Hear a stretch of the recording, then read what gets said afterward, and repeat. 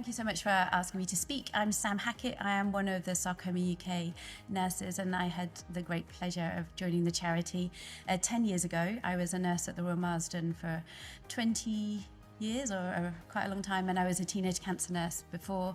So this is also my 30th year of looking after sarcoma patients. So I am getting quite old, I've realised, because Alex Lee was an SHO when I first met him, and now he's a consultant. So I am very old.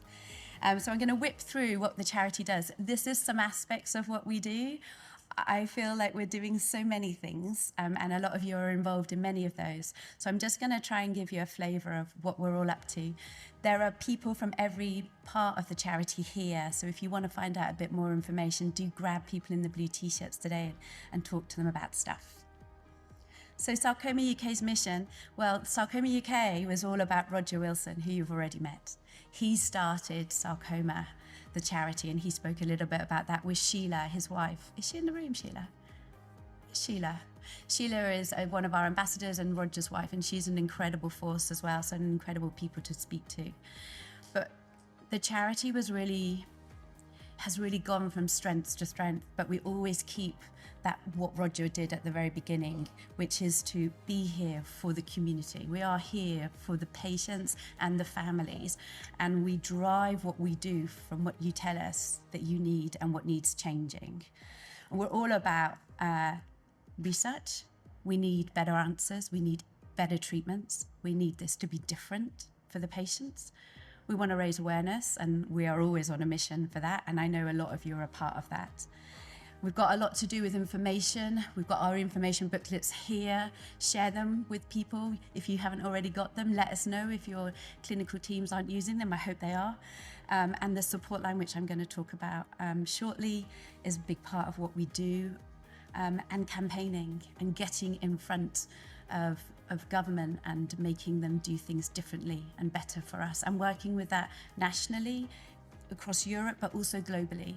We sit with all the other clinicians and charities across the world. We're all working on this to make things better. So the support line. The support line started in 2016, and come February we will be 10 years old, which is incredible. And I really remember talking to Roger the day before. I think he rang to wish me luck, and the support line opened, and I was like, I wonder if anyone's actually going to ring. And Roger, I think, probably got patients to ring me, because they did ring. And I came off the support line in November after just over 9.5 years, and I never ever had a day when I didn't get a phone call. So we've had over 30 contacts to the support line since we've opened. We've spoken to almost 6,500 individual sarcoma patients. So it's working, I think. I think we can say it's working, and it's been useful. It's run by specialist nurses, but we've also got Ellis, who is a treatment radiographer, so she worked in the radiotherapy department. We have Carly, who has been running this amazing day, who's on it. But when we added up the number of years of sarcoma experience that is working on the support line, it's 134 years of caring for patients with sarcoma and desmoid. So we are an expert support line. We wanted people to be able to ring and ask questions from people who will go, oh yeah, sarcoma, yeah, I know all about that. Or I know where to send you. Oh yeah, we can talk about that, because we know about sarcoma. Because we know that often when you do talk to people, people go, what's sarcoma? What is that? And we wanted to change that. It's independent and confidential. You'll notice there's lots of clinicians in the room. There's amazing nurse specialists. We've got some physios here. We know them really well, and they really help us as a medical advisory board to run and answer some of our questions. But we don't directly talk to each other about you and what you're saying. It's a very confidential and independent line. You can ring us, email us, text, social media. We have a voicemail and a callback service. And we talk to people about anything, actually, from pre-diagnosis. We've had lots of calls from people who have got a lump and are trying to get into the GP, all the way through to people perhaps at the end of their life, people looking at clinical trials, people asking about surgery, people asking about social support, networking. We've had every question. I even had one call with a lady asking to get a bat out of the kitchen. I mean, we've literally had every single question on the support line over the last 10 years. The aims was to be here for every person affected by sarcoma.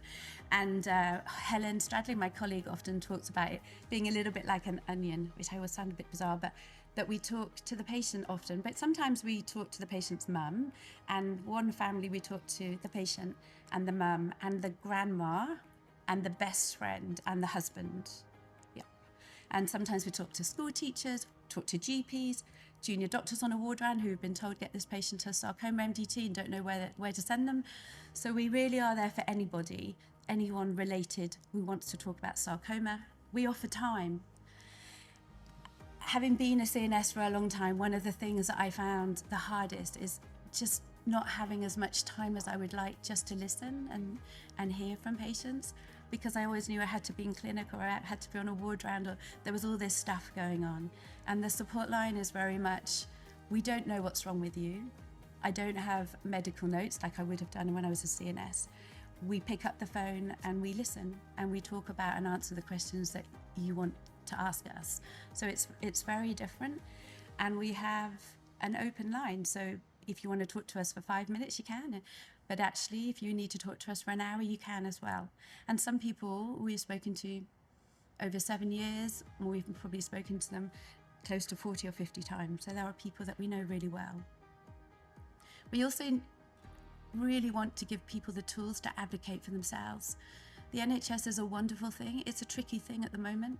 Communication is hard to get through some of the systems, and we know all about those systems, and so we often give people the tools.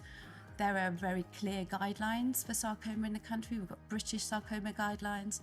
We have NHS England service spec. There are things that we can use to help get people moved, and we're a big fan of getting people into the specialist services. So we have moved over 150 people that have rung us who are out district general hospitals and had never been seen by the sarcoma MDTs. So we do get actively work and help people get moved. But we really are about giving accurate information. Google's wonderful but tricky. Google can take you off to places that even we'd never heard of, and into doorways, and then the information you get is not quite the factual stuff that we'd really like you to know. So we like giving accurate information. And we really like to signpost. So we're big fans of other charities that are with us today. So BCRT is here. They're in orange normally. There she is. BCRT are here, and they're a bone-specific charities. We've got bone sarcoma. BCRT are great. Lots of peer-to-peer support. Kathy's here from GIST Cancer UK. There's Kathy. So if you've got a GIST, they're fantastic for peer-to-peer support. And Phil is here from Desmoid at the back there, which is the Facebook United page. And I'm a trustee of Desmoid Aid, which is another smaller charity. So we do a lot of signposting. I like an umbrella, but we are signposting. We need to all work and collaborate and work together to get the best outcomes. And like my last one, no question is a silly one, but I really don't know anything about bats, so that I was not able to answer that.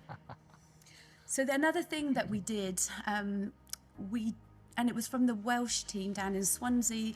We had a trustee called Jo Vass, who's one of their senior nurses, and she came to us and said, I love the support line, but I actually think we could do something a bit different. And so they call what they direct referrals. So a lot of the teams across the country, 18 clinical teams now, will send just the name and a telephone number or an email of someone that they have just newly diagnosed. And then we will ring them in the first 2 weeks and hold them through that process. The clinical nurse specialists are absolutely key. They are the linchpin of a patient's experience. We are like a little bit of a back office for them, just a little bit more time, just there, but we work together. And that's worked really well. We've had over 500 direct referrals, and Carly leads on that. And I think what we find is we actually get to speak to people that might not pick up the phone and ring us. I've had lots of conversations over the years with guys in the back, farmers in Wales. For some reason, the Welsh in the hills, they never would have spoken to me. They never would have rung that line. They just wouldn't. But I'm ringing them, and then I'm following them up, and we've been speaking to them for a couple of years. So it's a way of us getting to speak to people that we might not have reached before. And what else does the support line side do? A lot of education, a lot of awareness. We're talking at GPs. I think Ellis this year spoke to, who was it? HMRC. She did an awareness, 600 HMRC, talking about sarcoma. So we do a lot of that stuff. the Sarcoma Community Days. This is our second one. We do a health and wellbeing program, which we've been trialing this year, which is online, and that's happened. The summer sessions have happened, and those talks will be available on our website, so you can go back and look at some of those. And we get out and talk a lot. I talk a lot at BSG, which is a big British sarcoma conference. The other thing that the charity does, and kind of started with Roger, and that whole idea was about support groups. Now, they're not our support groups, but we help facilitate them, and we help bringing the support group leaders together. And they are virtual in some places, you can catch up, some are face-to-face, some are group-specific. There's kind of gynae ones, there's the desmoid ones, there's the online forum, we've got some bereavement support groups now, we've got some parent support groups.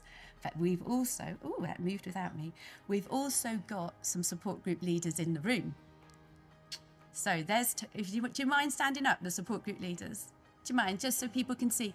Because if you're not part of a support group and you want to be part of a support group, here they are. And if you want to set up a support group, these are great people to speak to. And most of you are with us all day. So I think, let me see if I can get this right. Norfolk and Belfast and the Republic of Ireland as well, a bit. London, Oswestry, and Manchester. Yeah, so there's a bit of patch. But they're all across the country, so we can link you into those. My job has changed a little bit, so moving on from the support line, I've done a little bit more around the healthcare professional engagement role, because what we found when we set up the support line was we thought we were going to be there to pick up the phone and offer help, but of course whenever we speak to you, we hear so much. And when you're a CNS, you know your patch really well. I knew the Marsden patch and the patients really well, and Elaine knows all about Oswestry, and Wendy knows all about Manchester. But when you're on the support line, you hear from people across the whole country. So what you do is you have this drip feed of what's going on across the whole national picture. And I think that's pretty unique. I don't think anyone else hears that. So we hear from patients everywhere. And what we realised was we were hearing about trends, things that we thought might have just been a bit of an issue for the Marsden or going on at Oswestry. Actually, no, they were happening. So we've picked up on more national trends, so issues around breast sarcomas, issues around gynae sarcomas, things around desmoid patients not getting into specialist services. And then part of my role is now to do something about that, rather than just knowing about it, is to push forward on some of that work. So with my new job is a lot about that, getting out and talking about it, training GPs, talking to healthcare professionals, getting people into sarcoma, supporting the sarcoma teams. All right, it's going to be really fast. Right, then we have an involvement network, and Nadia is going to wave. So an involvement network is if any of you guys want to get involved in the work that we do. If you want to come to number 10 with us, if you want to go over to Belfast and Stormont, we've been doing that this year. If you want to look at our information and think, I've got lots I could add to this. If you want to get involved in clinical trials, Kate is here. They have an amazing thing for our research program where patients in our involvement network and family members have been trained up, and they sit on our grant panel and they help us decide how our money should be spent. So there's some amazing stuff that our involvement team would do. And because of the work Roger did at the beginning, we try not to do any of our big projects or any of our work without hearing from you, because it's all about you. It's not what I want, it's what you need, what you would like. Information, there's a big table over there of our information. We have lots of different information, and that comes from you. What do you need? What do you want to hear about from the professionals? We've got a gap in this information. We've got a new bone sarcoma booklet out. It's very glamorous. It's great. And we have a new soft tissue one. And they feed in as well to some great work that the research kind of helped fund, which was around a data hub, which is on our website. And that's really helpful. There is one for soft tissue already on the website. You can click on it and it will tell you how many people have a particular subtype of sarcoma. We never had that information before. It was all slightly random. We have that for soft tissue already on our website. It's great. And there's about to be one now for bone, because that work has been done. How many people are getting the different subtypes of bone? Where are they? And that work's done, and that's all happening with the information team. There is a picture of that. It's quite nice. Research. I don't know how to do this. Okay, so we fund a lot of research. Are we at 10 million over the... 10 million £10 million. Yeah, so we've invested £10 million over the years in research in sarcoma, soft tissue sarcoma, bone sarcoma. We've done some work on desmoid. We're doing some work collaboratively at the moment with BCRT and GIST. And there are some incredible projects going on. A lot of our work is early because we still don't have the answers to what is driving a sarcoma, what is making that sarcoma do stuff. So a lot of our investment goes there, but we don't decide. We have a very formal panel that decides the best way to spend our money. And a lot of our research is done collaboratively, or we add some money to a bigger project to make a bigger difference. Is that okay? Okay. Policies and public affairs, I will very briefly mention this. We have a policies and public affairs team because we need to get in front of those people that can make a bigger change. And one of the, Andrew Little is here a bit later on. He's going to talk about a massive project we did last year around the state of the nation, around sarcoma, what's going on, what needs changing. We heard from lots of people across the country, and Andrew will talk about that. There's a National Cancer Plan, and the Rare Cancer Bill is going through. Talk to your MPs about that. It's very important. And also we do a lot of work with NICE. NICE are the independent body that decides what drugs get funded, and we want drugs funded. So for the desmoid community, an application for NICE for a new drug went in on Friday, and it will be probably about another eight months before we get that answer. But that work is going on all the time. We are constantly pushing. If you want to get involved in that, come and talk to us. We train GPs. We have a course. Fundraising.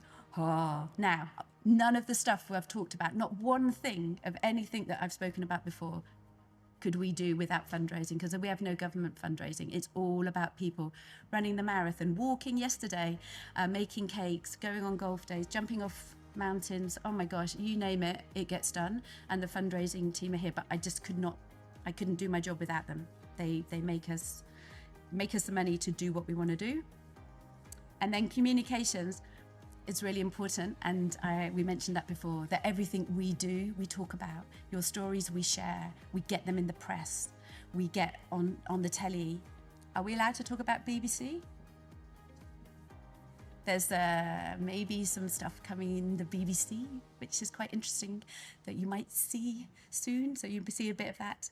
And we have really increased our getting in the press, getting to talk about sarcoma, and getting people to not call it a rare cancer and give it a name. Oh, it drives me mad.